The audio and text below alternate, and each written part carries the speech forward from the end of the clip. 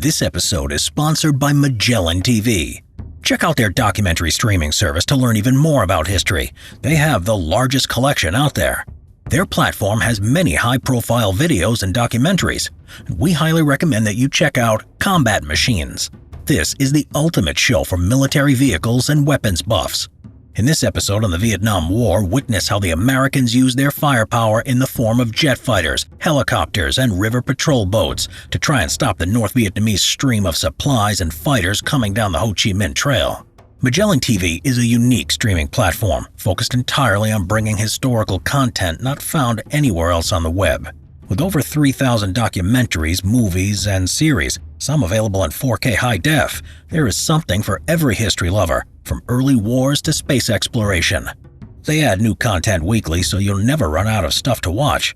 Simple History viewers will get 30% off an annual membership and a 2-week free trial to make sure you love it first. This is also available to returning members, so if you've let your membership lapse, you can still claim this offer.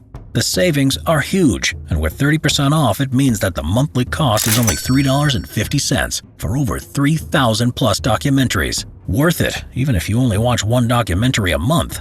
Click on the link in the description to try Magellan TV now. You'll be glad you did. Agent Orange. Operation Ranch Hand, 1962 to 1971. The Vietnam War. The Vietnam War was one of the toughest challenges that the United States Armed Forces had experienced in its history. They faced an enemy that fought in an unconventional manner.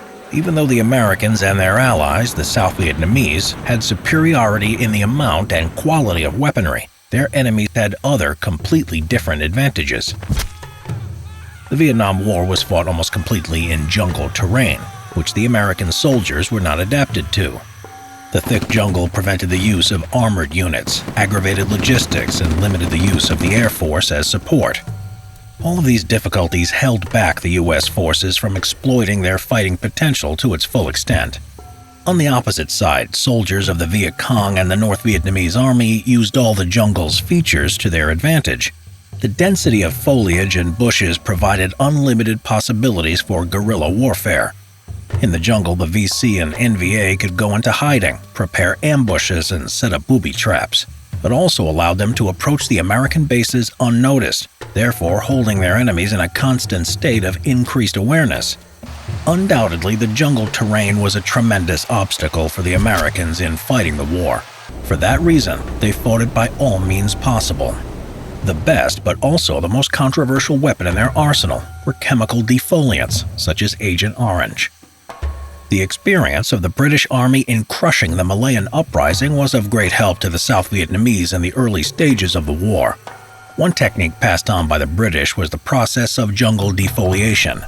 By doing this, the British deprived insurgents of a natural hideout, an idea that could have worked in Vietnam as well. Unable to conduct such an operation by themselves, the South Vietnamese asked the United States for help. On November 30, 1961, President John F. Kennedy approved the use of herbicides in Vietnam. Operation Ranch Hand had begun. The operation had two primary objectives: to deny the enemy from using thick jungle vegetation as cover and to deny them access to food crops. After conducting effective defoliation experiments, 6 Fairchild C-123 Provider aircraft adapted for the spraying of chemical agents, landed on January 7, 1962, at the Tan Son Nhut Air Base in South Vietnam. 6 days later, they started operational missions. The operation that started in 1962 lasted for 9 years. The average sortie comprised 3 to 5 C-123s flying in formation, each spraying an area of land 260 feet or 80 meters wide and 10 miles or 16 kilometers long. For this task, the Fairchild C-123 Provider aircraft were fitted with tanks inside the fuselage and spray nozzles on the wings. In the beginning, operations were limited to the jungle along the major highway north of Saigon, mangrove forests near the coast, and rice farms in the Mekong Delta. The purpose of the task was to deny the insurgents cover for ambushes and using mangroves as building material and food. The number of sorties increased over time, as did the area of operations. The real increase occurred after the Gulf of Tonkin incident and the more active role of the United States in the war. a detachment of aircraft were deployed to Da Nang Air Base to operate against the Ho Chi Minh Trail. From 1966, Da Nang became the main base for spraying operations. By the end of the operation, 4 more air bases were added to the list. From 1965, the number of sorties rose exponentially. The highest number of sorties conducted in 1968 were around 5,700 missions, spraying over 5 million gallons, or well over 19 million liters of herbicides on an area of about 7,900 square miles, or 20,000 square kilometers. 95% of all spraying missions were conducted by Fairchild C-123s of the 309th Spray Flight, which later changed its name to the 12th Air Commando Squadron. Flying a spraying mission was a perilous job. In order to make an accurate spray of herbicides on designated areas, planes had to fly very low, about 150 feet above the ground. They also had to fly at a slow speed of 130 miles per hour on a straight and level flight path. Not only was it a challenging task, but it made the aircraft highly vulnerable to enemy anti-aircraft fire from the ground. The most challenging missions were in War Zone D, where the confined space and small target areas forced pilots to engage in dive bombing maneuvers.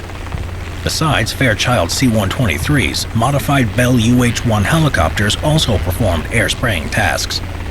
On the ground, herbicides were sprayed from trucks and hand sprayers, especially around U.S. military bases. There were several herbicide agents that the military used for its missions. The herbicide known as Agent Blue was used for missions against rice farms. For defoliation missions, Agent Green, Agent Pink, and Agent Purple were used until 1966, after which they were replaced with the more effective Agent Orange and, to a lesser extent, Agent White.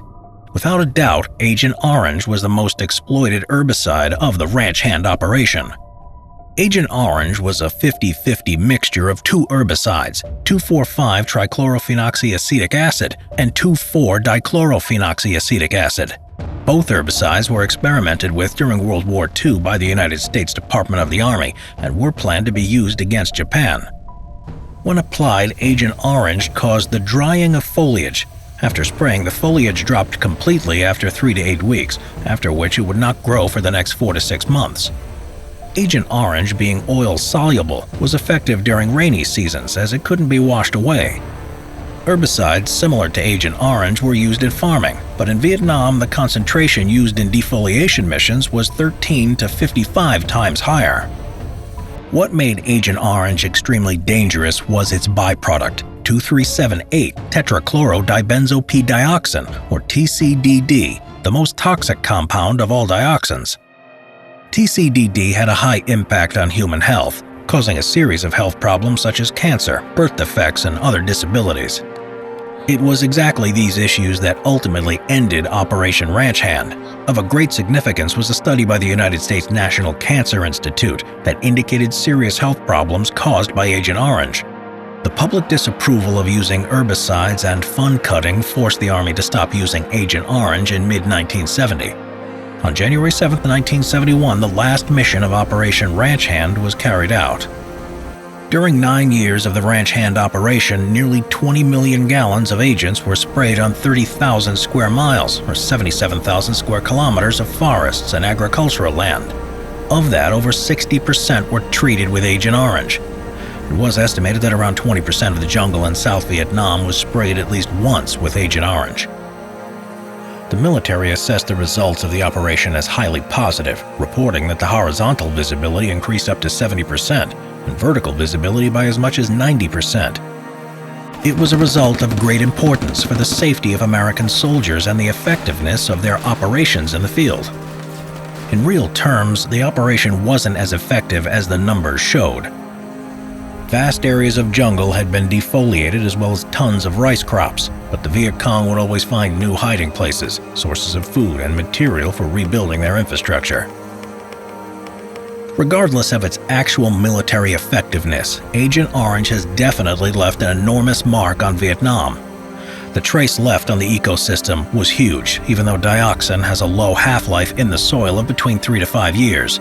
Only in the late 1980s did the environment show significant signs of revitalization after the systematic reforestation campaigns. The most tragic consequence of Agent Orange and other herbicides were its effects on humans, which has been documented by several studies.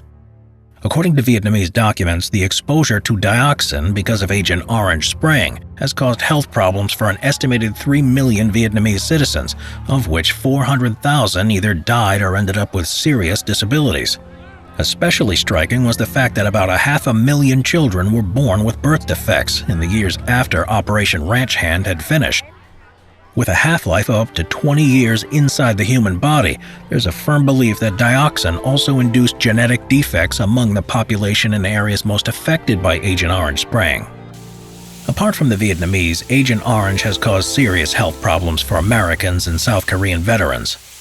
During the war, soldiers employed on jobs of handling and mixing agents for missions, and those who fought in areas with treated defoliants were assured that there was absolutely no threat to their health. However, on their return home, veterans suffered from health problems and had children born with birth defects. They pinpointed it to their exposure to Agent Orange.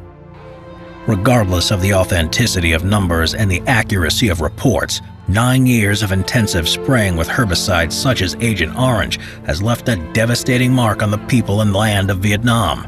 Yet another tragic story of the Vietnam War.